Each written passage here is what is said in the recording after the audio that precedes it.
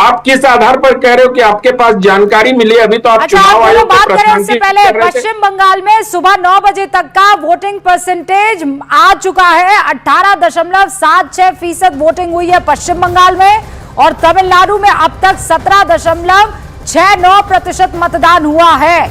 अभी पश्चिम बंगाल ने तमिलनाडु से बाजी मारी हुई है। पश्चिम बंगाल में सुबह 9 बजे तक 18.76% वोटिंग हुई है, और तमिलनाडु में अब तक 17.69% वोटिंग हुई है। आनंद जी, इस वोटिंग परसेंटेज को कैसे देख रहे हैं आप? 83% रहा है पश्चिम बंगाल में पिछली बार वोटर टर्नआउट।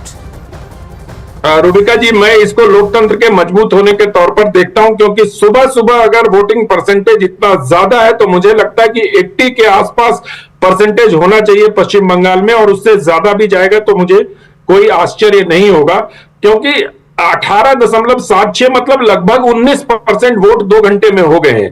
तो ये बहुत बड़ी बात है, क्योंकि अभी तो कई घंटे बचे हुए। शाम 5 बजे तक जो लोग लाइन में लग जाएंगे उनको वोट देने का ये नियम है कि उनको वोट दिलवाया ही जाएगा, चाहे 7 या 8 कितने भी बजे।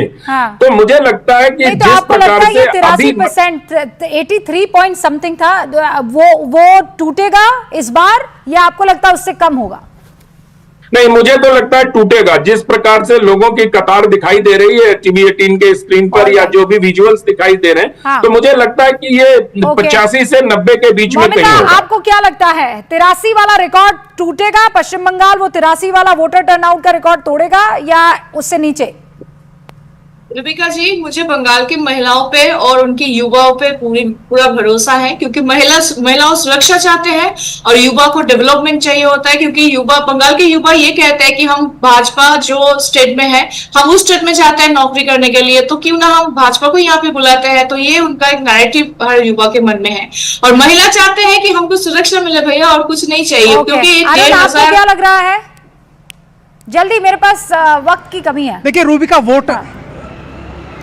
वोटर टर्नआउट इसलिए भी ज्यादा हो रहा है, एक और वजह है उसकी, SIR।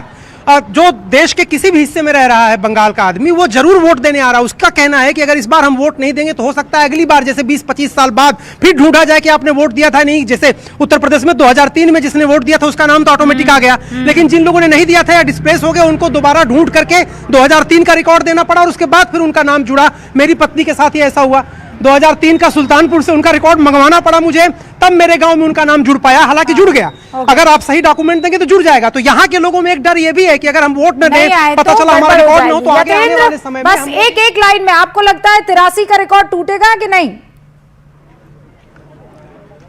देखिए रूबिका, मैं जिस जगह पर हूँ वहाँ पर हमेशा से रिकॉर्ड, क्योंकि 75 से 80% का औसतन एवरेज यहाँ पर पोलिंग का रहा है। और ऐसे में जो संख्या आप देख रहे हैं लगातार, और मैं पीछे की भी संख्या दिखा रहा हूँ कि लगातार महिलाओं का आना लगातार जारी है, और बड़ी संख्या में महिलाएं आ रही हैं। तो पहले वो तस्वीर दिखाई थी, तादाद में महिला, मतलब 7:02 हो रहे थे। Tehseen, 1 line please, I have to quickly take a break then. 2016 में 9:30 से पहले 23% वोट था, 2021 में 18.95% वोट था। ये सारी